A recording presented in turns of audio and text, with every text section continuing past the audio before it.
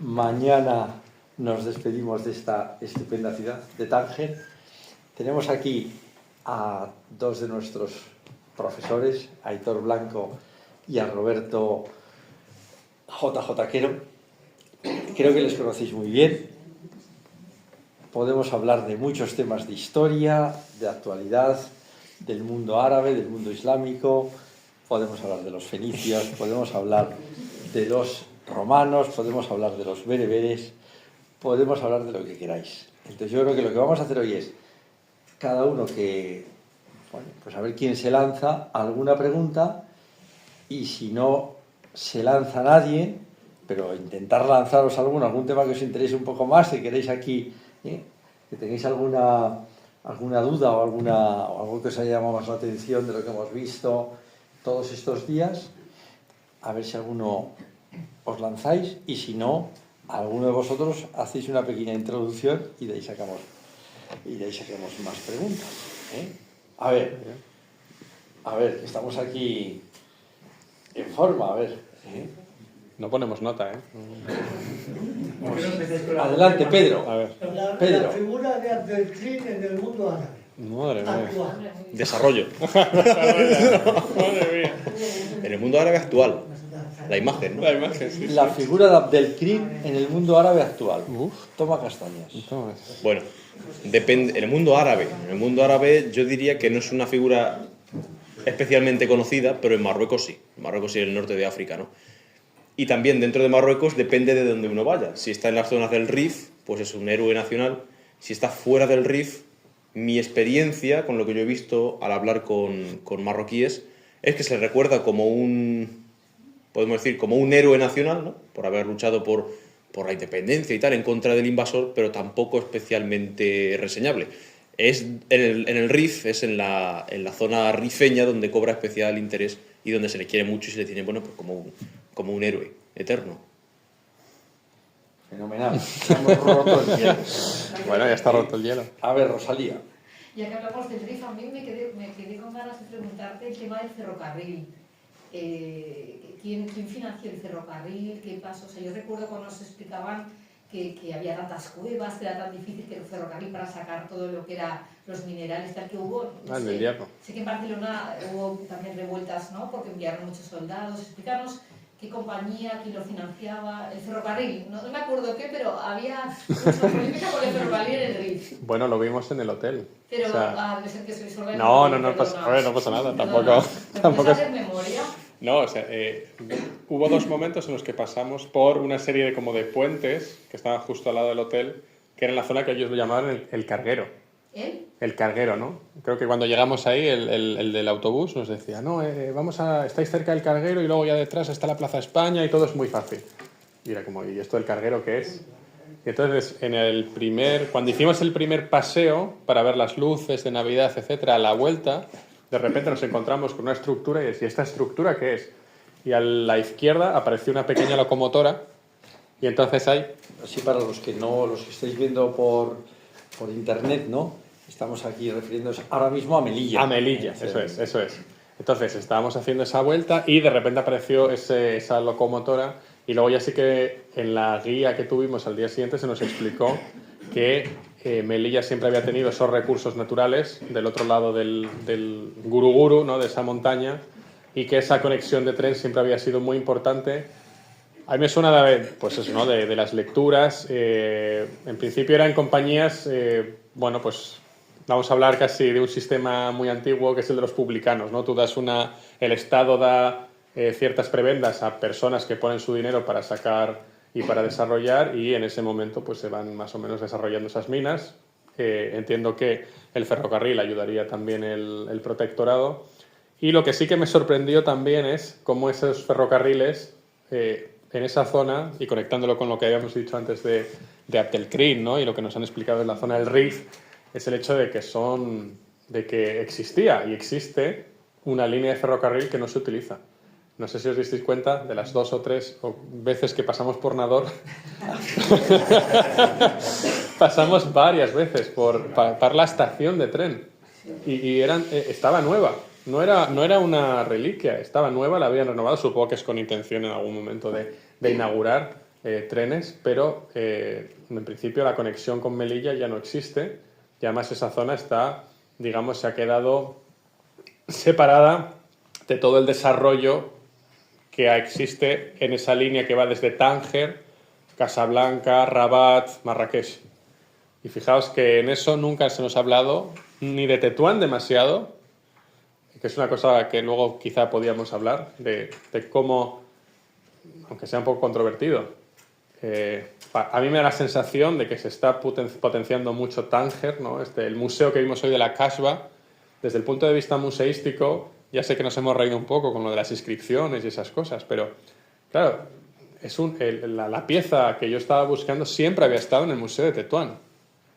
Y supuestamente es el Museo de Tetuán donde se conservarían todos los archivos, todo este tipo de cosas, y de repente lo han sacado a Tánger, que es una de esas ciudades que ellos están potenciando mucho, y claro, ya pierdes el punto de está en Tetuán porque fue protectorado español, porque fueron arqueólogos españoles los que hicieron estas excavaciones, y lo vendes en un mundo de ¿cómo era? La casa del Museo de las Civilizaciones Mediterráneas, y sí que me daba esa sensación, ¿no? De que esta ciudad como que la están potenciando mucho y lo que había por esas zonas como que lo están dejando un poco, no olvidado, pero en ese Marruecos de 2 velocidades del que nos ha hablado el guía muchas veces, sí que me daba esa sensación, ¿no? Con esos trenes, ¿no? Con ese desarrollo que había en esas zonas, bueno, simplemente conectándolo con ese desarrollo. Es curioso, ¿no? Porque las zonas importantes antes era casi más esa Lucemas, esa zona de Nador, de Melilla, y hemos pasado por ahí y no ha habido ese desarrollo de la misma manera que a 2 bloques de aquí tenemos un tren de alta velocidad. Entonces, simplemente a mí eso sí que me ha parecido bastante curioso. También con miras al Mundial, ¿no? Sí, también, o sea, es una... Sí. O sea, cuando estábamos en Tánger, ¿no? Todo esto desarrollado por aquí, el hospital...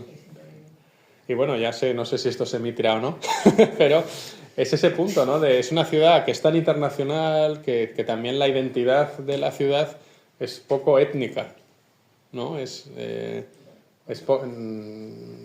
Tetuán sí que se notaba más, ¿no? No sé cuál es tu opinión, pero tú en Tetuán sí que notabas ese punto bereber, o sea, más evidente, y ya no hablamos de Alucemas, donde no sé si os disteis cuenta, pero cuando bajábamos en una de las librerías había un estante entero solo de libros de Abdelkrim. Sí. Entero. Entonces, fijaos a ese punto. Y una ciudad que además Alucemas estaba bastante limpia, estaba bastante renovada, pero parecía como una de las cosas de ellos, ¿no? Pero no llegaba ni una autopista. A Nador, a ver, tuvimos nuestros problemas, pero el hecho de que tardáramos tanto en salir es porque está muy mal conectada. Entonces, bueno, no sé, son cuestiones así medio mezcladas, pero son un poco de la recopilación del viaje y yo me quedo con alguna de estas reflexiones. A ver Antes, yo tengo una pregunta o una reflexión o una realidad que me ha sorprendido un poquito, y es, hoy cuando hemos estado en Tánger hemos visto todo ese verdor en la ciudad que a mí me ha sorprendido, porque han sido muchos kilómetros verdaderamente de una especie casi de vergel, ¿no? Uh-huh. Me ha sorprendido. Y por otra parte me sorprendió muchísimo que cuando viajamos desde Alucemas hasta Chefchaouen, claro, la primera parte de las montañas, las que estaban más próximas al mar, estaban tan secas, ¿no? Y luego, de repente, poco a poco, empiezan a cobrar vida y se van llenando de cedros, se van llenando de robles, ¿Eso hay alguna...? No sé si se puede decir algo sobre este tema. Sí, Marruecos, el norte de África en general, ¿no? La imagen que se tiene es de un mundo desértico, de un mundo de altas temperaturas, seco, pero es verdad que es un mundo muy variado, muy montañoso, y donde hay montañas hay diferentes regiones casi climáticas, ¿no? Porque en realidad el tiempo atmosférico es casi estable en cada una de ellas y diferente del valle contiguo. Es verdad que a mí también me sorprendió mucho la existencia de esos kilómetros y kilómetros y kilómetros de arboledas secas, porque no estaban ni quemadas, ni estaban... es decir, no se veía que estuvieran afectadas por la sequía, porque eran extensiones interminables de árboles secos, en los que no había ni siquiera uno vivo. y eran la mayoría de ellos pinares. Me pareció muy extraño y no me pareció que fuera algo ni consecuencia de la sequía ni consecuencia de un incendio, como decimos, ni de nada natural. Me daba la impresión de que hubiesen sido o envenenados, o sea, que se hubiese propagado algún tipo de enfermedad por las raíces o que hubiesen sido envenenados con algún tipo de compuesto tóxico. Es mi impresión, debido a que no había ni siquiera uno vivo, ¿no?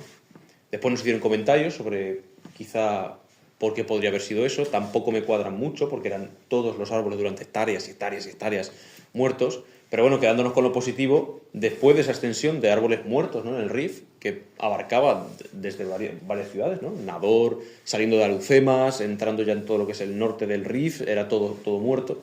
Sin embargo, pasando ya el valle y bueno, las montañas de Babelberg, ¿no?, pues estaba todo verde. Y era todo verde con un bosque de cedros, sorprendente. Bosque de cedros allí en medio de la neblina, en medio de la montaña, frío. Y cuando uno pasaba apenas unos kilómetros más adelante y cambiaba de valle, se encontraba un alcornocal o se encontraba un robledal. Y eso me llamaba la atención especialmente, ¿no?, porque la convivencia de especies de hoja perenne y de hoja caduca me resulta realmente extraña. Es verdad que árboles aislados puede haber en todas las formaciones forestales, ¿no?, pero esa diversidad en tan poco número de kilómetros de flora perenne y de flora caduca es realmente extraña, porque lo perenne está adaptado a una serie de condiciones climáticas y lo caduco a otras diferentes. Sin embargo, aquí en Marruecos, y podemos confirmar que no era una repoblación porque los árboles tenían una distribución completamente aleatoria, pues se da esa riqueza botánica también, ¿no? Muy similar a la del sur de España, pero quizá muy llamativa en esa diversidad tan grande. Entonces, bueno, me quedo con la duda de qué le pasó a esos árboles. Sigo investigando, pero realmente, si nos quedamos con lo positivo, yo diría que los cedros del Rif son sin duda una de las mayores sorpresas que hemos tenido durante el viaje. Sí. A ver quién se lanza. Yo tengo más, ¿eh? Pero seguro que tenéis Pues alguna... yo me he fijado en una cosa, verás. Me lleva una sorpresa terrible con esto. Creí que eran mucho más, como más ignorantes, más... Me parecía a mí que esto estaba más infravalorado que lo otro. Y me doy cuenta que he visto por todas las calles y todo, hay cantidad de gente. En todos los lados un montón de gente y sobre todo un montón de hombres. Eso es lo primero. ¿No? Pero bueno, que me ha parecido muy bien toda la socialización que tienen ellos, porque a las 8 de la tarde en Vitoria y creo que en Euskadi no hay casi nadie en ninguna calle, y aquí hay muchísima gente que si tomando algo, que si bebiendo, que si comiendo. Yo digo, ¿y estos están atrasados? ¿Qué creía yo que estaban? ¿Y dónde estamos nosotros adelantados? Bueno, sí, habrá que revitalizar los centros. En cambio, me ha chocado muchísimo la industria que tienes. No, pero es lo que hablábamos. A mí es ese punto, ¿no?, de dónde se pone el foco, ¿no? Hablando un poco de este Marruecos verde, sin embargo, también tenías ese punto en Larache, que estaba al lado de Asila, y era un mundo totalmente diferente. Las salinas estaban totalmente abandonadas, el puerto prácticamente no tenía ningún tipo de actividad, la Medina no estaba desarrollada, y pasabas a 30 kilómetros, y como eso ya era turístico, las calles están totalmente limpias, tenías una autopista que llegaba... O sea, era como esos focos donde, bueno, ya sabemos cómo es el país, ¿no? Pero donde ponen ese foco lo desarrollan, pero a mí me da esa sensación como que no les importa tanto el nivel medio. O sea, ponen el foco en esas 4 ciudades, 5 ciudades, hacen las zonas francas, y yo creo, a ver, no os voy a hablar de algo que conocéis, pero ahí sí que es verdad que hay una serie de países, y en Europa en general, que se habla un poco, no de una sociedad envejecida o no envejecidas, pero que digamos que muchas de nuestras ciudades, etcétera, como que no dan tanto ya de sí. Entonces tú vienes a estos países que empiezan a desarrollar, que hacen barrios nuevos. Claro, eso es algo que en España pues eran los años 70, años 80, y hoy en día cada vez cuesta más hacer ese tipo de grandes obras, ¿no? Y cuando los ves en un país, claro, te llama mucho la atención. Es como cuando tú vas a China, cuando vas a Dubái, ¿no? Vas a estos países y de 5 años en 5 años las ciudades son completamente nuevas. Y tú vas a Vitoria y de 5 años en 5 años pues no cambia tanto. Y grandes proyectos incluso vienen con un retrasos o tampoco cambian tanto la vida, que si el tranvía por aquí, que si luego no lo extiendes. Y cuando vienes a esos países que están, digamos, en vías de desarrollo, pero ya con desarrollo bastante potente, claro, tú lo que ves es que avanzan y seguramente, pues también como nos decía el guía, ¿no? Si tú vas a Tánger, pues, y eso también lo he hablado con Mitchell en alguna de nuestras confesiones, decía, no, pues si tú vas a Tánger, pues dices, bueno, se parece un poco a Turquía, ¿no? Pero claro, de repente llegas al Rif y dices, no, ¿no? Pero es en ese nivel medio donde yo creo que hay mucho por hacer aquí, pero claro, tienes todo lo que también nosotros vivimos, la gente de los pueblos que ya no viven en los pueblos, los jóvenes que están aquí, una gran natalidad, mucha gente joven. Claro, aquí también, por ejemplo, se ha hablado, ¿no?, de que la vivienda es más o menos accesible, aunque haya problemas, pero sigue siendo más o menos accesible. Entonces, claro, tú tienes esa vida que en muchos de nuestros lugares pues no hay tanta, ¿no? Porque bueno, pues son otras sociedades. Sí que a mí esa sensación sí que me da, ¿no? De pasar, hay países en los que tú ahora mismo llegas y notas que están progresando mucho. Y claro, sí que es verdad que en nuestras sociedades a veces ese progreso ya no lo vemos tanto. Es como cuando tú estás en una mejora diaria, cuando ya estás más o menos en un nivel medio, te cuesta mucho más avanzar. Sin embargo, aquí de repente pues eso, ¿no? Echas abajo un barrio entero de chabolas. Es que en España ya no quedan tantos barrios de chabolas que puedes echar abajo como cuando, pues en los años 80, 90. Entonces, claro, sí que te da esa sensación de que nos estamos quedando parados, que es un poco verdad, pero al mismo tiempo también creo que es una falsa sensación de lo que hay, de ver ese desarrollo, pero tampoco conocemos lo que había antes. Entonces, o sea, que te llama mucho la atención porque tú tampoco lo ves en tu día a día ese tipo de cosas. O, pues eso, ¿no? De repente llega la alta velocidad a España y lo das más o menos por sobreentendido porque mi vecino ya lo tiene y lo que te haces es te quejas de por qué no lo he tenido yo antes. Y aquí es algo que cambia el país, de un tren que iba a 30 kilómetros a la hora a uno que va a 300. Entonces, por eso digo, yo creo que hay una sensación con estos países que están avanzando tanto, pero al mismo tiempo tienes que tener en cuenta dónde estaban. Y a veces creo que nos escapa un poco ese tipo de cambios. A raíz de eso, ya que estamos en Marruecos, me viene a la memoria Ibn Khaldun, siglo XIV, padre de la historiografía moderna, que precisamente él pronosticó el fin de la civilización islámica y dijo exactamente algo parecido. Dijo, las circunstancias han cambiado y la creación ya no está en nuestras manos. Entonces, eso nos puede dar pie a debatir sobre cómo una civilización, en este caso la civilización islámica, que asombra de cómo pudo llegar al cenit mientras Europa estaba en pañales, fueron ellos los que nos transmitieron todo el conocimiento de todo tipo, aunque fueran igual no creadores sino transmisores, y luego ellos especializaron en eso. ¿Cómo cayó esa civilización? Porque ahora lo que nos encontramos son países musulmanes, pero que no lo están más que imitando una civilización que es mucho más nueva, más dinámica, que puede ser Asia o que puede ser Asia que pueda tomar el relevo. Entonces, claro, eso es un tema muy interesante. Porque ese tema que está siguiendo es que todos los que viajamos nos damos cuenta que cuando llegamos a Europa algo no funciona. Aquí igual...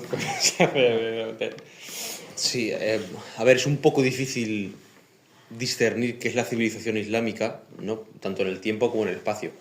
En el tiempo, porque realmente ha vivido épocas muy diferentes el Islam, ¿no? Desde sus inicios hasta ahora, en estos 1400 años y pico.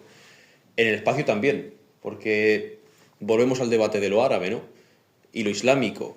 Se supone que la civilización islámica se basa, en un principio al menos, en lo árabe, ¿no? Que se expande y, bueno, crea una especie de imperio intelectual y un imperio de tierra. Después se expande tanto que cruza las fronteras de lo árabe. Pero, ¿qué es la civilización islámica? Quiero decir, ¿qué asemeja a Irak, por ejemplo, a Marruecos? ¿O qué asemeja a Irán, que no es árabe pero es islámico, a Turkmenistán? Yo creo que es más bien un constructo político, ¿no? Un constructo nacionalista muchas veces, ¿no? De decir, nosotros somos los árabes, o nosotros somos los musulmanes, o seguimos el Islam, cuando realmente tienen muy poco que ver entre sí. Claro, porque llamar civilización o sea, llamar que dos personas pertenecen a la misma civilización cuando uno vive qué sé yo, en el Kurdistán iraquí y otro vive en el Rif de Marruecos, es que no tienen nada que ver. Su día a día es completamente diferente, su nivel económico, su nivel cultural, lo único que comparten es la religión, y quizá ni siquiera porque pertenezcan a dos ramas, y comparten la lengua, pero tampoco, porque ya hemos visto que la lengua árabe es un poquito extraña en el sentido de que hay una lengua oficial, culta, y luego están los dialectos. O sea, ¿qué es ser árabe? ¿Qué es ser islámico? Entonces yo creo que lo que tendría que hacer, por lo menos desde mi punto de vista, el Islam actualmente, es cuestionar más su tradición. No cuestionar su religión, porque las religiones no cambian, o se aceptan o no se aceptan, pero cuestionar todo lo que hay alrededor. De hecho lo hemos comentado con el guía varias veces, ¿no?, en el autobús. Cuestionar todo lo que hay alrededor, propio de cada país, propio de cada cultura, propio de cada lugar y de cada tiempo, para que eso no entorpezca el desarrollo de estos países. Porque muchas veces se tienen que tomar dos caminos: o se prescinde de todo eso para progresar, o uno se aferra a todo eso y no progresa. Bueno, tenemos el ejemplo de los Emiratos, ¿no?, y Afganistán. Son dos países islámicos completamente diferentes. En la medida, o Arabia Saudí, por ejemplo, ¿no?, en la medida en que Arabia Saudí ha prescindido de ciertos preceptos del Islam o de la tradición islámica, ha avanzado. En la medida en que Afganistán se ha aferrado a preceptos que quizá ni siquiera están en el Islam, pero están en su cultura local y tribal, muchas veces no avanza. Eso lo digo en respuesta a la cultura islámica, ¿no? O sea, ¿por qué estaban en plena Edad Media, cuando se supone que nosotros estábamos tan atrasados, ¿no? Tampoco creo que estuviéramos tan atrasados, pero cuando nosotros estábamos en ese aspecto, por lo menos desde nuestra perspectiva, tan atrasados, ellos estaban en el cenit?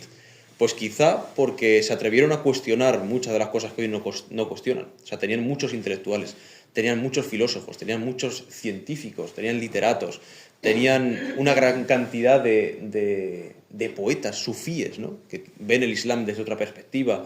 Hoy al sufí en Afganistán, pues no se le deja, vamos a ser... Bueno, y a Hafez en Irán, ¿no? Claro. El vino que te inspira y que es la ambrosía de los dioses. Y los poemas en Al-Ándalus dedicados a las mujeres y al vino. Es decir, eran musulmanes, pero no se detenían ni les servía de tropiezo las pequeñas circunstancias culturales o temporales que se encontraban. Entonces, creo que quizá vaya por ahí la cosa de por qué actualmente el Islam, por lo menos aparentemente, no está avanzando. Y sus países, o los países que tienen, por lo menos están algunos en... No es que estén avanzando ahora, sino porque se produjo el colapso. Sí, no, pero yo No, pero esa es una pregunta muy Sí, interesante. no, pero... ¿Por qué se produjo, sí, como ese frenazo y efectivamente ese... El frenazo sí, Además de lo una Bagdad en el siglo XII o... Sí, ¿qué pasa? Porque hay como una especie de freno y luego ya como de...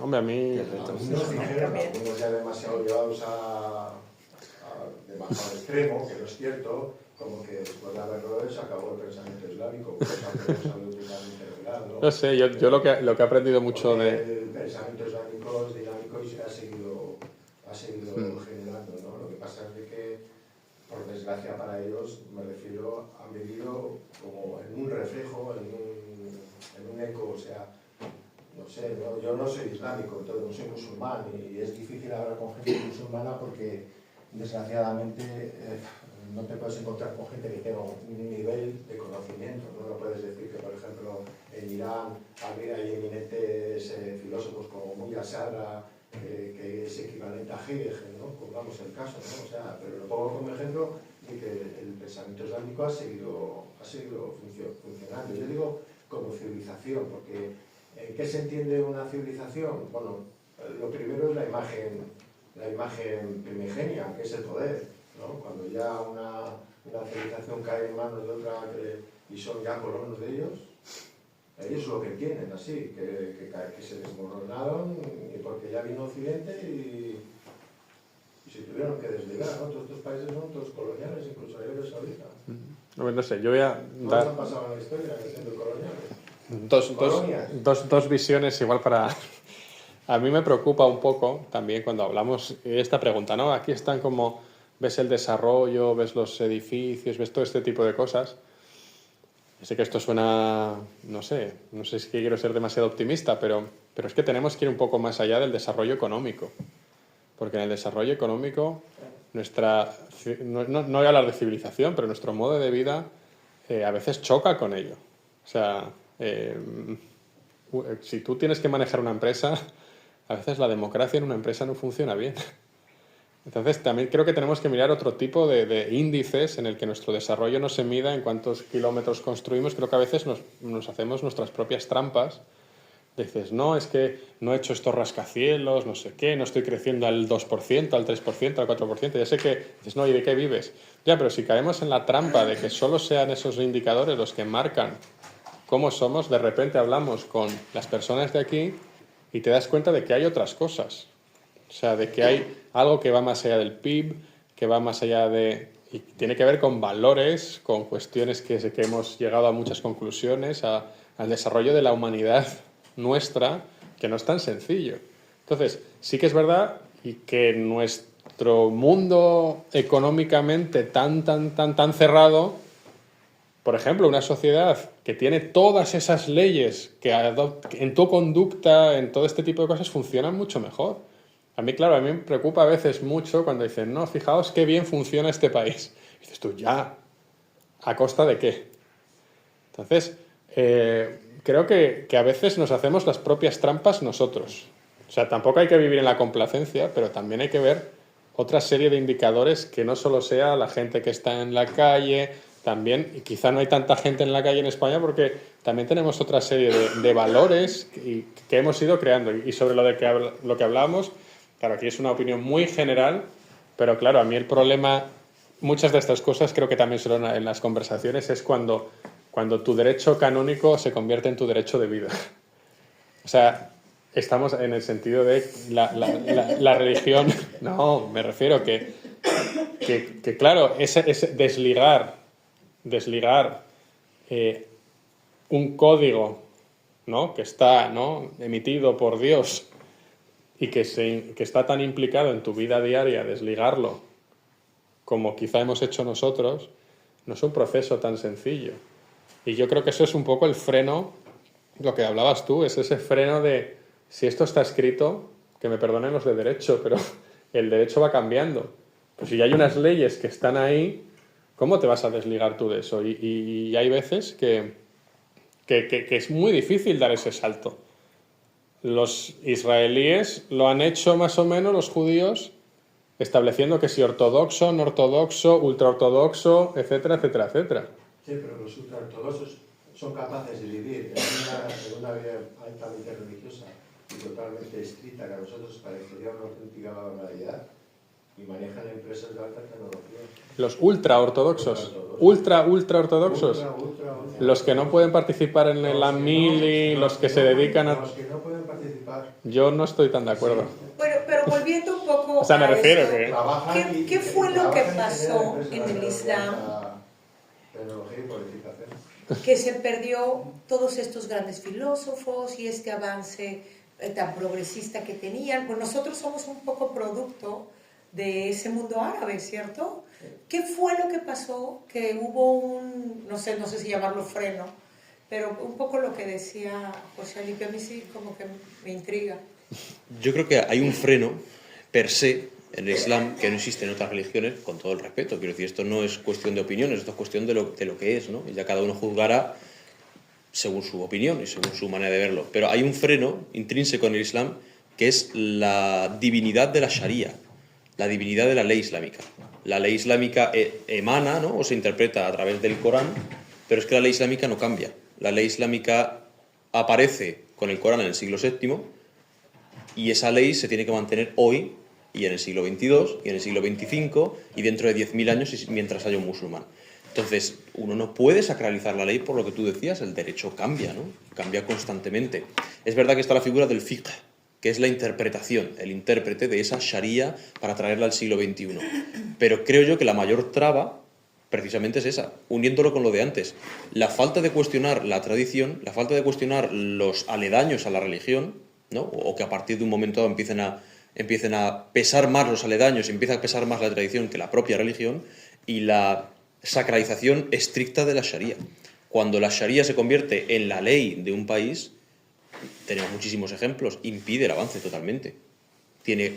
Por supuesto, tiene aspectos positivos, nada es bueno ni malo, pero en general, para ser un país, podemos decir, moderno, ¿no?, en más o menos armonía con Occidente, la sharia es una gran traba. Entonces, quizá de ese tiempo hasta ahora, eso ha sido todo muy progresivo, ¿no? De ese tiempo brillante del Islam medieval, un poco posterior también, hasta ahora quizá progresivamente se le haya ido otorgando cada vez más peso a la tradición y a la Sharia, más que al pensamiento filosófico del Islam.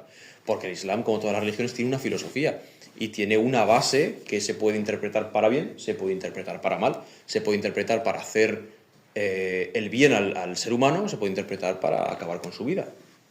Todas las filosofías, todas las opiniones, toda la manera de pensar, todas las religiones se puede interpretar de este modo, ¿no? Entonces quizá venga de eso.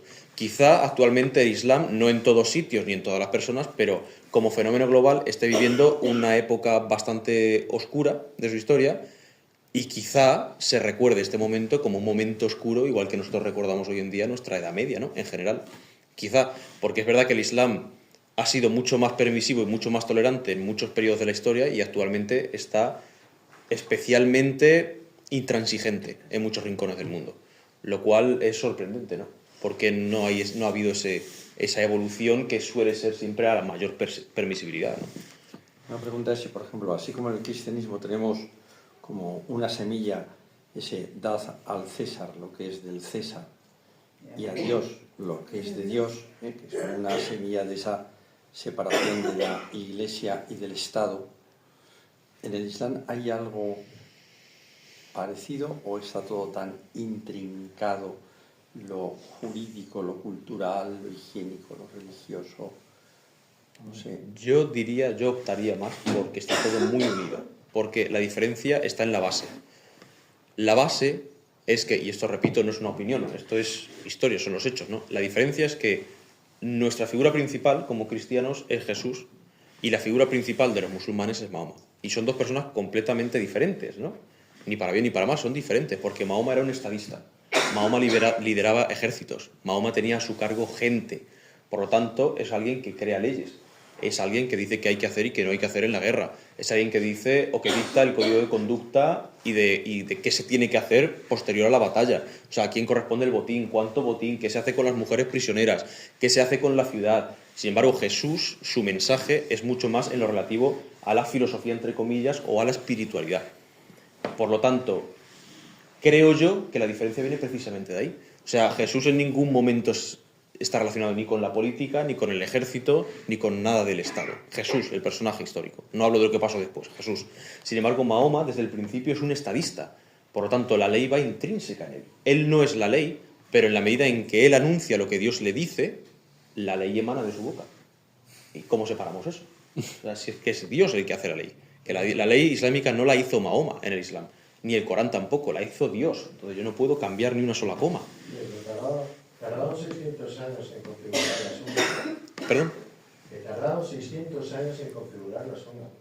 Sí, no, O sea, sí. desde el año 600 y pico murió Mahoma, hasta que ya se ha estructurado, que se entiende las diferentes corrientes a las que se escribe en el mundo musulmán de la Sunna. Hay varios, Bukhari, Tabari, Imandé y tal. Tardaron 600 años, que justamente coincide con el tiempo en el que ya Hijadun ya está empezando a nacer. Por ahí puede venir el motivo por el cual la civilización islámica empieza a perder ese ímpetu en ciencia, en medicina, en filosofía, en geometría. ¿Por qué? Porque ya se empieza a estructurar una sociedad en que ya, como dijo el guía, Mahoma no nos dice cómo tenemos que rezar, no nos dice cómo tenemos que ir, no tenemos que tal. Entonces, cuando ya está todo configurado, ya no deja espacio a la libertad individual para hacer cantidad de cosas. Puede venir por ahí, puede venir por ahí. Sí, precisamente la sunna. Sunna en árabe significa tradición. O sea, es eso. El peso de la tradición en contraposición con la religión en sí. O sea, obviamente la sunna y el Corán desde el punto de vista científico se van creando poco a poco, ¿no? Desde el punto de vista religioso todo viene según lo dice Mahoma. Pero realmente desde el punto de vista histórico hasta el final del siglo VII, siglo VIII no se recopila todo lo que hoy está en el Corán.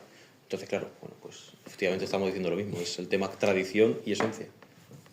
Pero el Corán y la Sunna es diferente, ¿no? Sí. Porque el guía dijo, esto no está en el Corán, pero está en la Sunna.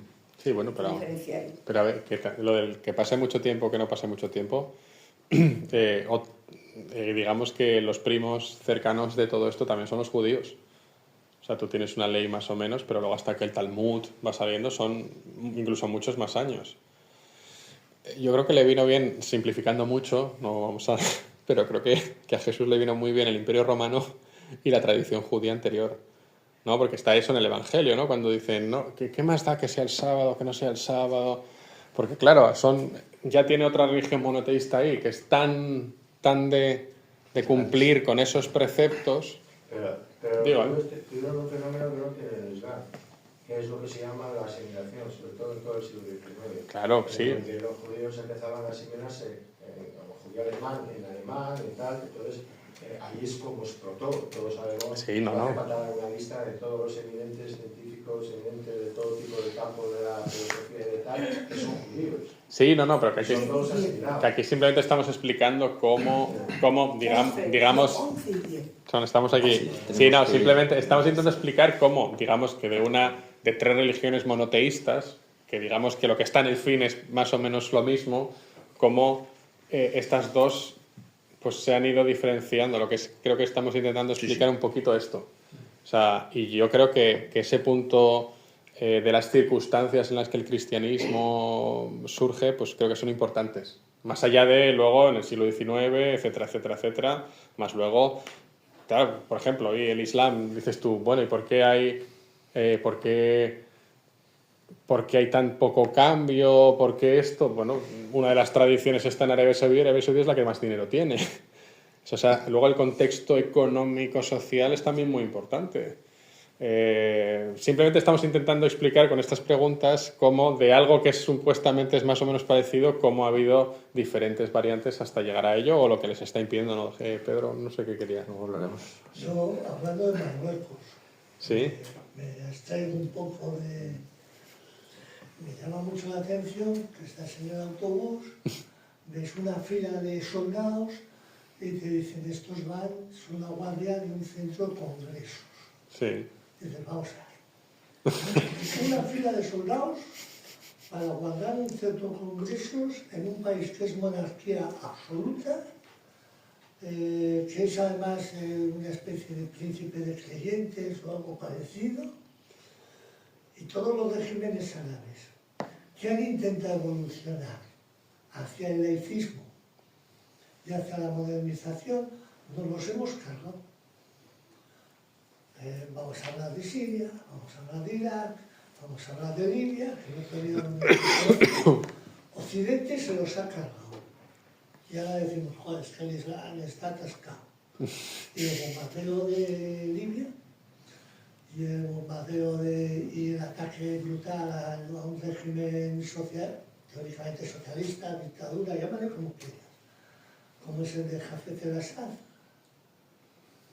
O sea, a ver, el Islam, en Arabia Saudí, pues se cargan las Torres Gemelas, pero bombardeamos Afganistán, y es la familia de Bin Laden, que por cierto tiene las canteras de Carrana, esos señores, o sea, todos esos se cargan las Torres Gemelas y Occidente va y bombardea Afganistán. O sea, es decir, la influencia política de Occidente sobre los países islámicos es horrorosa. Desde la partición que se hizo en Arabia Saudita a comienzos del siglo XX por una señora británica, Gertrude Bell, que no era ni arqueóloga, y se inventó un país. Y los franceses cogieron, se pusieron de acuerdo con los británicos y dijeron, muy bien, tal, vamos a partir esto en cachos y tal, ignorando las culturas, ignorando las tribus, ignorando... O sea, ¿qué hemos hecho? Luego decimos, es que estos están hechos un cromo, y dices, joder, les hemos ayudado a estar hechos un cromo, pero muy bien, ¿Por qué? Porque nos interesa. Es decir, yo el Islam, tú vas a Indonesia y es otro Islam, y allí trabajan en fábricas, y es otra comunidad, y allí pues, representan en la mañana a los propios musulmanes. Y ves una representación de la mañana con sus marionetas, no tienen el trueno del esto y tal. Y dices tú, bueno, cuando hablamos del Islam y tal y cual, ¿estamos hablando del Islam o os hemos hecho políticamente con una serie de sociedades a las cuales las hemos machacado? Con los occidentales, a mí me estaba Una surgiendo- cosa, Iñaki, Pedro, porque podríamos seguir y me parece que es muy importante porque estamos en un mundo donde ahora mismo en 40, 50 años ha cambiado socialmente muchísimo. En España ahora tenemos contacto todos con gente que son musulmanes, y este mundo global está cambiando y es bueno conocer y preguntarnos, pero es verdad que llevamos bastantes días de viaje, que ahora son ya las 11:15, ¿no? Es que a lo mejor, yo no sé cuánto tiempo llevamos, pero a lo mejor podemos seguir. 40, Recuerdo, ¿eh? pero bueno, simple, no, Oye, pero bueno, ¿queréis? Recogiendo, ¿queréis que sigamos un poquito o lo...? También...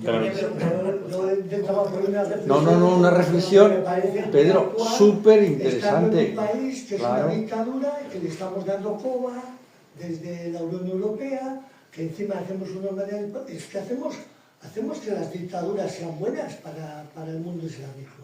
No hay un régimen medianamente que decimos, no, nosotros hemos hecho una sociedad laica, si aquí las hemos votado. Sí, sí, Sí. pero hay que seguir vendiendo trenes aquí en ¿Quieres una Marruecos. última, Iñaki? Lo último, Por aquí hay una pregunta. solo quiero acabar y responder a esa pregunta, y es porque el Islam tiene un gran componente social desde el origen. Todo musulmán, todo islámico, si se mete en la religión y en el mensaje de Mahoma, cuestiona todas las injusticias sociales. Y eso puede cambiar el mundo en cuanto a revoluciones y tal. Por eso Occidente acaba como acaban y se intenta controlar. Eso es una parte del desconocimiento del Islam y del mensaje de Mahoma. Mahoma triunfó precisamente por eso, por su revolución social igualitaria.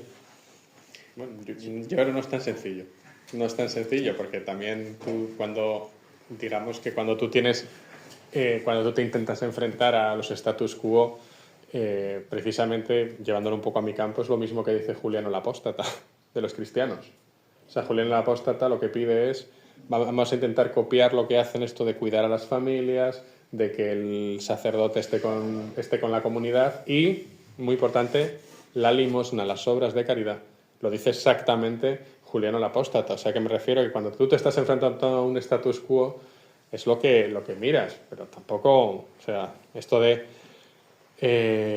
pues que esté en la SUNA, que no puedas dar tanto dinero a tanto interés, todo este tipo de cosas están muy bien, pero luego también te das cuenta de que hay en estos países, bueno, sí, está bien lo de la caridad, pero creo que tampoco nosotros renegamos de lo que es la caridad y hay algunos de estos valores. También yo con esto del occidente, también creo que hay que tener un poquito de cuidado, porque nos metemos en una especie de conjunto de occidente y creo que no somos todos iguales en occidente.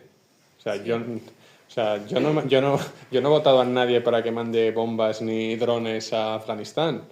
No, lo digo. Buen argumento. Es que, no, o sea... Pero no por eso dejar No, de ser. no, pero que si estamos intentando hacer todo este tipo de divisiones en el mundo islámico y en todas estas facciones y en todo lo que hay, joder, tampoco nos vamos a meter... O sea, si estamos hablando de sociedad occidental, creo que va más profundo a cuestiones que tienen que ver con el Estado de Derecho, libertad, no al dominio imperialista al que nosotros también estamos sometidos. ¿Ha habido tropas españolas en Afganistán? Pregunto. Sí, claro. Sí. ¿Qué coño pintábamos allí? Pues por la OTAN. No, eso es. Y España está en la OTAN, Claro. aunque tú no le hayas votado. Pero hay gente que lo votó. Seguro que hay gente aquí que lo votó. Yo creo... No, pero sí hay un interés del occidente. Sí, Para responder a eso y ahora... queda aquí una pregunta. Vamos a ir un momentito, una reflexión, luego haces una pregunta y luego... Sí, una cosa. Yo creo que es verdad que estoy completamente de acuerdo contigo en ese sentido, ¿no? De que es demasiado simplista, ¿no? Decir que ellos iban por un buen camino y nosotros los machacamos, porque yo creo que el Islam, y eso se lo digo a los musulmanes que les tengo mucho cariño, ¿no? Y es verdad que tengo mucho cariño, y siempre que viajo suelo visitar países musulmanes, y tengo muchos amigos musulmanes, y tengo un día a día relacionado con musulmanes, en general. Por lo tanto lo digo desde el cariño. Yo creo que una de las grandes cosas que ha hecho daño en el Islam desde el principio, otra vez le ha favorecido, pero que ha hecho daño desde el principio, es el concepto de la yihad. ¿Por qué Estados Unidos bombardea Afganistán? Bueno, porque Bin Laden se refugia en Afganistán y porque los talibanes dicen, es nuestro invitado, no podemos dártelo. Pero ¿cómo que invitado? O sea, este señor ha hecho un atentado terrorista, han muerto miles de personas. No, hay que hacer la yihad, que la yihad es parte de ella, bueno, pues proteger a nuestros huéspedes y tal, ¿no? La yihad es un concepto muy interesante porque tiene dos, está la yihad mayor y la yihad menor. La yihad mayor es simplemente ser un buen musulmán. Es decir, comportarte con caridad, como decíamos, ¿no? Dar el zakat, que es la limosna, el ayuno, ser un buen musulmán. La más importante, la yihad mayor.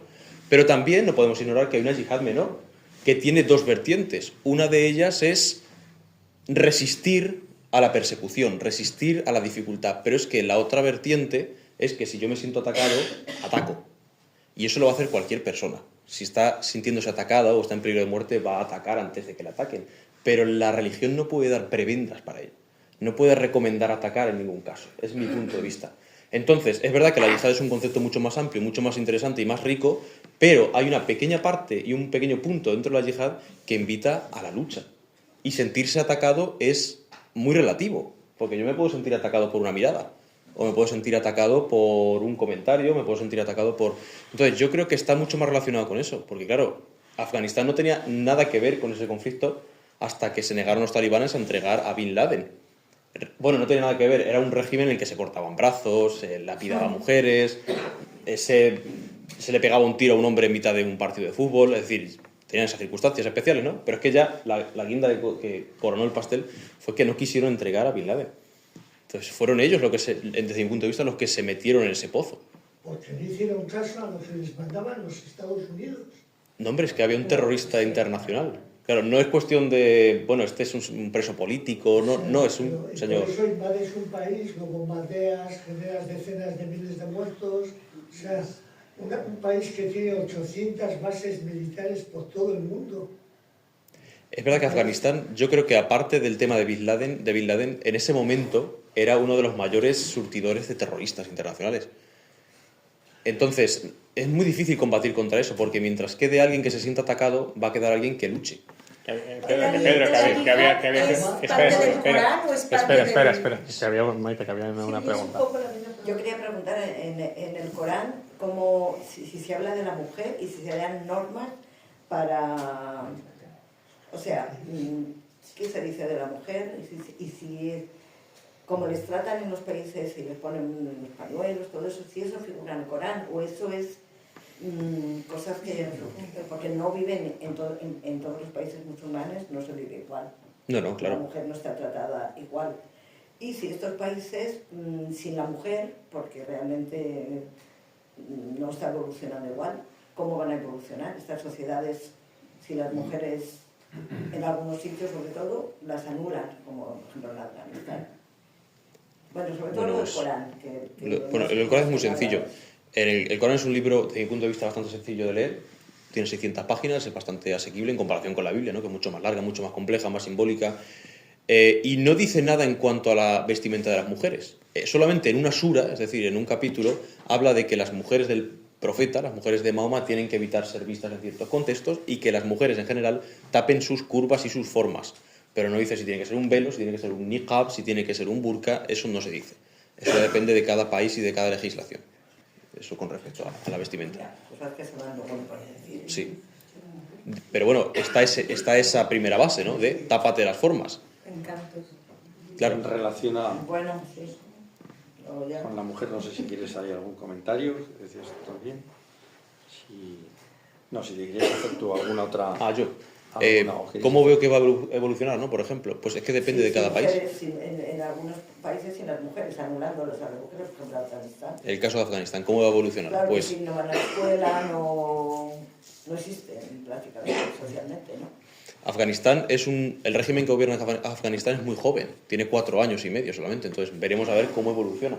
De momento está bastante bien asentado, pero hay mucha gente que está en contra de que sus hijas no estudien, que me lo han dicho a mí personalmente. O sea, yo no creo que sea justo que mis 4 hijos estudien y mis 4 hijas no estudien. Pero hay otras personas que transigen con los talibanes por lo que hemos dicho siempre, porque les han traído la mayor seguridad que han vivido en los últimos 50 años.